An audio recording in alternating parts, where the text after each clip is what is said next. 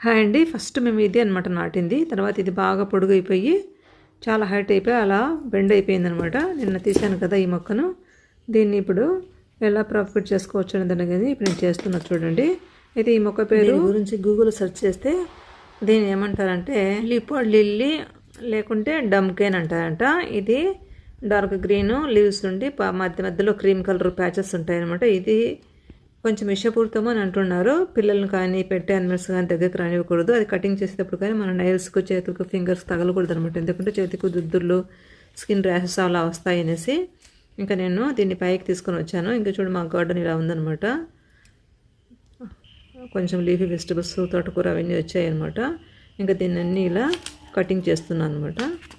ఈ మొక్కను మనము అందుకోసం నేను ఫింగర్స్ టచ్ చేయకుండా జాగ్రత్తగా ముందే తెలుసు నాకు ఇది కొంచెం చేతులకు దురదలా వస్తుందని టచ్ చేయకుండా ఇలా కట్ చేశాను అనమాట. కట్ చేసి ఇంకా చిన్న చిన్నవి కూడా చేసుకోవచ్చు అనమాట. మనం ఇంకా స్మాల్గా చేసుకొని కూడా మట్టిలో నాటేస్తే కూడా వస్తాయని అంటున్నారు. కానీ మా ఇంటి దగ్గర మా ఫ్రెండ్ ఏం చెప్పిందంటే ఇలా ఒక చిన్న తొట్టులో పెట్టి వాటర్ పోసి పెడితే కొన్ని రోజులకి మంచిగా రూట్స్ ఫామ్ అవుతాయి, తర్వాత అయినా మనము నాటుకోవచ్చు అని చెప్పింది. ఇలా కూడా చేయొచ్చు అని కొంతమంది అంటున్నారు. ఏమో చూద్దామని నేను ఈరోజు ఇలా కట్ చేసి వాటర్లో పెట్టాలని ప్లాన్ చేసుకొని పైకి వచ్చాను అనమాట. మా రూఫ్ గార్డెన్ ఉంది కదా, అక్కడికి వచ్చి ఇవన్నీ కూడా ఇలా పీసెస్గా కట్ చేశాను అనమాట. ఇంకా నేను బంతిపూలు ఒక 10-15 డేస్ క్రితం నాటినానని చెప్పాను కదా, చామంతులు అవన్నీ కూడా ఇప్పుడు కొంచెం కొంచెము ఇలా వచ్చాయన్నమాట. బంతిపూలు అయితే మొగ్గలు వేసి 1-2 ఫ్లవర్స్ కూడా స్టార్ట్ అయినాయి.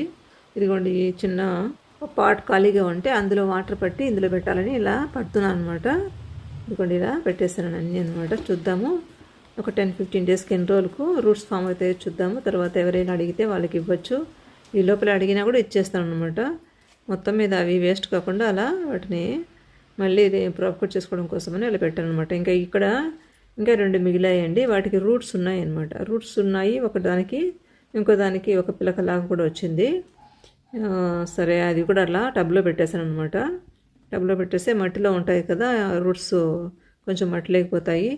కొంచెం వర్షం తగ్గి కొంచెం టైం ఉన్నప్పుడు ఎవరినైనా అడిగి ఎవరికైనా కావాలంటే వాటిని ఇచ్చేస్తాను. ఇలా ఇంకా కొంచెం ఆకుకూర కూడా ఉంటే ఇది కూడా మనము ఇప్పుడు ఈ వర్షాలకి సన్నగా చినుకులు పడుతున్నాయి కదా, అందువల్ల మనం ఆకుకూర కోయకపోతే వీటికి చిన్న చిన్న నైట్ టైము పురుగులు అవన్నీ వచ్చేసి చెమటలు అంటాం కదా, ఆకు పురుగులు అంటాం కదా, అవన్నీ తినేసి హోల్స్ పెడుతున్నాయి అనమాట. అందువల్ల నేను ఈ ఆకుకూర కూడా కోస్తున్నా. ఎలాగో పైకి వచ్చాను కదా, కొంచెం ఆకు కోసుకొని వెళ్దామని. ఇంతేనండి ఈరోజు వీడియో నచ్చితే లైక్ చేయండి, షేర్ చేయండి, సబ్స్క్రైబ్ చేయండి. Thank you. Keep watching. By by.